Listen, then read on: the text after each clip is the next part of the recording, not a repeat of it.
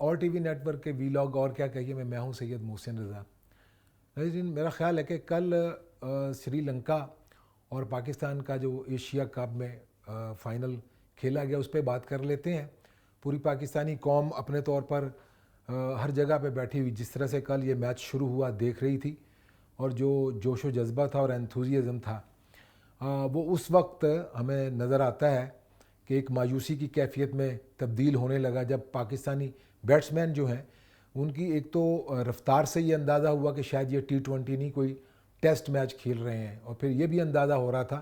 کہ شاید وہ فائنل نہیں کھیل رہے, بلکہ اس سے پیشتر ایک دن پیشتر سری لنکا اور پاکستان کا جو پول میچ رہ گیا تھا وہ انہوں نے کھیلا, تو اس میں بھی پاکستان کی پرفارمنس کو دیکھنے کے بعد اندازہ شاید یہ ہو رہا تھا کہ یہ کوئی میچ نہیں ہے. سری لنکا کا کسی بھی اعتبار سے پاکستان جو ہے وہ میچ ایکول کرنے کی پوزیشن میں نظر نہیں آ رہا تھا. لیکن اس کے ساتھ ساتھ کل جو میچ کھیلا گیا ہے اس میں 2-3 چیزیں پوری پاکستانی قوم نے کل نوٹ کی ہیں. ایک تو بابر اعظم ہمیشہ کی طرح سے اس پورے میچ میں ہم نے دیکھا ہے کہ پول میچ سے لے کر سیمی فائنل تک اور فائنل تک ان کا کسی بھی جگہ پہ ہمیں نہ تو وہ سکپر کی کوئی انہوں نے اننگز کھیلتے ہوئے نظر آئے ہیں, نہ ان کا جو پاسٹ ریکارڈ ہے اس کے مطابقت سے کوئی چیز ایسی ہمیں نظر آ رہی تھی کہ وہ فائنل میں پاکستانی کپتان کی کوئی ذمہ داری پوری کر رہے ہیں. انہوں نے کل بھی مسلسل 3-5-7 اتنے ہی رنز جو سکور کیے ہیں اور پیویلین کی راہ دیکھی انہوں نے. رضوان اگرچہ کل انہوں نے بہت اچھی اننگز کھیلی ہے, لیکن رفتار اگر دیکھی جائے تو انہوں نے جس طرح سے اپنے 55 سکور کیا ہے 47 بالز پہ, وہ بھی لگتا ہے کہ شاید ان کو بھی اندازہ نہیں تھا کہ ان کے اوپر بہت بڑی ذمہ داری ہے. شاید ہم معجزوں کے قائل ہیں اور دعاؤں پہ یقین رکھنے والی قوم کے طور پر ہی سامنے آ رہے ہیں. ہم اپنی پرفارمنس نہ بہتر کرتے ہیں نہ اس کو بہتر بنانے کے لیے ہمیں کسی قسم کی کوئی ارج نظر آتی ہے. بہت سارے ایسے کھلاڑی جنہوں نے پاسٹ میں بہت اچھا ریکارڈ جو ہے وہ قائم کیا ہوا تھا ان کو بھی اس ٹیم میں شامل نہیں کیا گیا. دوسری طرف اگر ہم دیکھتے ہیں تو سری لنکا نے کل جس طرح سے میچ نہ صرف یہ کہ پہلے بال سے لے کر آخری بال تک اور پہلی گیند سے لے کر آخری گیند تک کھیلا اور پاکستان کو کھلوایا, نظر آ رہا تھا کہ وہ ہی ڈیزرو کرتے ہیں کہ وہ فائنل یہ جیت کے جائیں. تو ایشیا سپر کپ جو ہے کل انہوں نے جیتا ہے تو ان کو تو ضرور سپورٹ بھی کرنا چاہیے, ان کو داد بھی دینی چاہیے اور پاکستان کو سول سرچنگ کرنی چاہیے کس کس جگہ پہ پاکستان سے غلطیاں ہوئی ہیں. اور ناظرین آپ جانتے ہیں کہ اکتوبر میں T20 ورلڈ کپ آسٹریلیا میں ہو رہا ہے. پاکستان کو اس سے پہلے بھی انگلینڈ کے ساتھ کھیلنے کا اور نیوزی لینڈ کے ساتھ کھیلنے کا موقع ملے گا. میں اپنے آپ کو کرکٹ کے حوالے سے اگر بات کروں تو کوئی اتنی بڑی اتھارٹی نہیں سمجھتا, لیکن پاکستان کے اسپیکٹیٹرز اور جو پاکستان کا خاص طور پر یوتھ ہے ان کی اگر پیشنز اور ان کے سینٹیمنٹس جو ہیں ان کو اگر گیج کیا جائے, if there is anything to go by the pulse of time, تو مجھے نظر آتا ہے کہ پاکستان ٹیم میں بہت ساری تبدیلیاں کرنے کی ضرورت ہوگی, نئی اسپرٹ بھی اس میں ڈالنے کی ضرورت ہوگی. مجھے لگتا نہیں ہے کہ کسی دکان پہ اگر ملتی ہے تو ان کو خرید کے دے دی جائے. تو حق بحقدار رسید والی بات ہے. حیدر علی کو باہر بٹھایا گیا ہے تو میں سمجھتا ہوں کہ اس کو بھی اس ٹیم میں شامل ہونا چاہیے تھا, اس کا پاسٹ ریکارڈ اچھا ہے. میں فوراً جلدی اس کو اس لیے اس پہ نظر ثانی بھی کر رہا ہوں اپنے کمنٹس پہ اور آپ کے ساتھ شیئر کر رہا ہوں اپنی سائڈ کا ویو بھی کہ پوری پاکستانی قوم کل سے ڈسٹرب ہے. لوگوں نے اس جو امیدیں ان سے اٹیچ کر رکھی تھی وہ پوری نہیں ہوئیں, لیکن ہم بجا طور پر توقع کر سکتے ہیں کہ پاکستان ایک اچھی کارکردگی کا حامل ملک ہے اور کرکٹ میں اس نے بہت سارے ریکارڈز قائم کیے ہیں. آنے والے دنوں میں ہم تو یہی کہیں گے کہ پاکستان کی ٹیم ایک ایسی تیار کر کے میدان میں اتاری جائے. پی سی بی کو اپنی ذمہ داری پوری کرنی چاہیے. کل پی سی بی کے چیئرمین بھی پیویلین میں بیٹھے ہوئے سب دیکھ رہے تھے, انہوں نے نوٹ بھی کر لیا ہوگا کہ کس کس جگہ پہ گنجائش موجود ہے, حالات کو بہتر کیا جا سکتا ہے, پاکستانی کرکٹ ٹیم جو ہے اس کو بہتر بنایا جا سکتا ہے اور پاکستانی تماشائیوں کی جو توقع ہے اس پر بھی پورا اترا جا سکتا ہے. تو ناظرین یہ تو میں نے ضروری سمجھا کہ آپ کے ساتھ شیئر کر لیا جائے. آج پورے پاکستانی پیپرز اور قوم جو ہے کل کے اس صدمے سے دوچار ہے, تو میں نے کہا کہ میں بھی ذرا اس میں اپنا انپٹ جو ہے وہ ڈال دوں. ایک بات میں نے ناظرین اور کرنی ہے,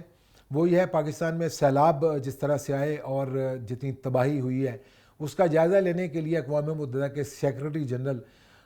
پاکستان کے دورے پہ آئے تھے 9 تاریخ کو, اور انہوں نے پرائم منسٹر شہباز شریف ان کو سیلاب سے متاثرہ علاقوں میں اپنے ساتھ لے کر گئے ہیں. انہوں نے جو بستیاں بنائی گئی ہیں جہاں پر ٹینٹس لگائے گئے ہیں اور عارضی طور پر سیلاب متاثرین کو وہاں پر رکھا گیا ہے, ان کا بھی انہوں نے دورہ کیا, انہوں نے ہوائی جائزہ بھی لیا اور دیکھا کہ پاکستان میں کتنی تباہی ہوئی ہے. تو ناظرین, ایک تو فلیش اپیل کی گئی اور پوری دنیا سے کہا گیا کہ پاکستان میں ورسٹ آف دا ہسٹری جو سیلاب آئے ہیں وہ اس میں پاکستان کی مدد کی جائے. دوسرا یہ ہے کہ انہوں نے ایک پاکستان کے دورے پہ آ کے اقوام متحدہ کے سیکرٹری جنرل نے جو اپیل کی ہے, انہوں نے خاص طور پر بہت کروشل چیز کی طرف انہوں نے اشارہ کیا کہ پاکستان ان ملکوں میں بالکل شمار نہیں ہوتا جنہوں نے گلوبل وارمنگ میں کنٹریبیوٹ کیا ہے. دنیا کے G20 جنہیں ہم ممالک کہتے ہیں, جو سب سے زیادہ جس میں انڈسٹریلائزیشن ہے, جس میں امریکہ پہلے نمبر پہ آتا ہے, چائنا ہے, انڈیا ہے, جرمنی ہے, رشین فیڈریشن ہے, یہ وہ ممالک ہیں جو سب سے زیادہ فوسل فیولز استعمال کرتے ہیں, جن کی پوری دنیا مارکیٹ ہے, جہاں پر گلوبل وارمنگ ہے وہاں پر ان کو گلوبل انکم اور پروفٹ بھی ہوتے ہیں. تو اس انڈسٹریلائزیشن میں پاکستان کا حصہ جو غیر ترقی پذیر ممالک ہیں, پاکستان ان میں شمار ہوتا ہے اور پاکستان کا کوئی کنٹریبیوشن نہیں ہے. لیکن ورسٹ 8 کنٹریز ہیں جن میں پاکستان بھی شمار ہوتا ہے. اور 2022 میں جو اس وقت یہ جو اس وقت سیلاب ہے جس میں سے ہم گزر رہے ہیں, یہ بدترین درجے کا اس اعتبار سے ہے کہ پاکستان اس پوزیشن میں نہیں ہے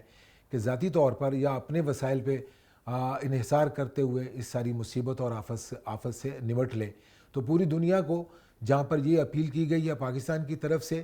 اور پاکستان کے دوست ممالک کی طرف سے اور اقوام متحدہ کی طرف سے کی گئی ہے کہ پاکستان کی مدد کی جائے.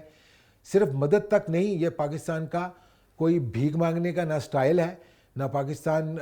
ایک عزت والا ملک ہے. اس کو چاہیے کہ وہ اپنے اس حصے میں سے جو بیرونی دنیا نے کمٹ کیا ہوا ہے $100 بلین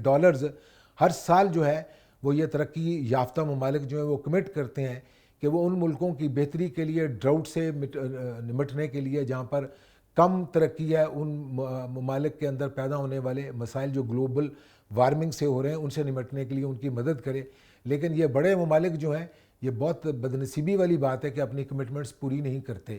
اور ہر سال یہ ریمائنڈر دینا پڑتا ہے. اس میں 47 ایسے کنٹریز ہیں جو لیس ڈیولپڈ کنٹریز ہیں, ان میں پاکستان بھی ہے, بھوٹان ہے, بنگلہ دیش ہے. ان کی طرف سے یہ ایک تحریک پیش کی گئی ہے کہ وہ ممالک جو فوسل فیولز کا زیادہ استعمال کرتے ہیں, انڈسٹریلائزڈ کنٹریز ہیں, ان کو چاہیے کہ وہ پاکستان جیسے ممالک جن میں بھوٹان ہے, بنگلہ دیش ہے, انڈیا کو اس لیے اس میں شامل نہیں کرتا کہ انڈیا فوسل فیولز استعمال کرنے والے ممالک کی لسٹ میں شامل ہے اور کنٹریبیوٹ کرتا ہے, اس کو بھی اپنا حصہ ڈالنا چاہیے اس فنڈ میں جس میں غیر ترقی پذیر ممالک جو ہیں یا کم صنعت یا صنعتی ممالک ہیں ان کی مدد کی جا سکے. لیکن ناظرین, اس کے ساتھ ساتھ ایک اور بنیادی طور پر چیز یہ ہے کہ آنے والے دنوں میں اس بات کی کوئی گارنٹی نہیں ہے, کوئی میکنزم نہیں ہے کہ پاکستان میں اگلے سال یہ سسٹم جو ہے جس نے تباہی پھیلائی ہے اور بارشیں زیادہ ہوئی ہیں یا گلیشیئرز پگھلے ہیں تو سیلاب آئے ہیں, کوئی گارنٹی نہیں ہے کہ اگلے سال بھی اس قسم کی کوئی کیفیت پیدا نہیں ہوگی. اس کا بھی ان ممالک میں ایک سسٹم پلیس کرنے کی ضرورت ہے جو ارلی وارننگ دے ان لوگوں کو جو دریاؤں کے کناروں پر یا دریاؤں کی گزرگاہوں میں کسی جگہ پر موجود ہیں اور ان کی آبادیاں وہاں پر ہیں. تو اس لیے ان کو ری ہیبلیٹیٹ کرنے کے لیے پاکستان کے پاس یہ وسائل نہیں ہے کہ دوبارہ سے ان کو کسی ایسی جگہ پہ جا کے آباد کرے کہ اگلے سال خدا نخواستہ اگر سیلاب آتے ہیں تو ان لوگوں کو دوبارہ سے اس بد نصیبی کا سامنا نہ کرنا پڑے. تو یہ 2-4 چیزیں تھیں جو میں نے کہا آپ سے آج شیئر کر لیتے ہیں. کل کسی اور موضوع پہ آپ سے بات ہوگی. اپنا خیال رکھیے گا. خدا حافظ.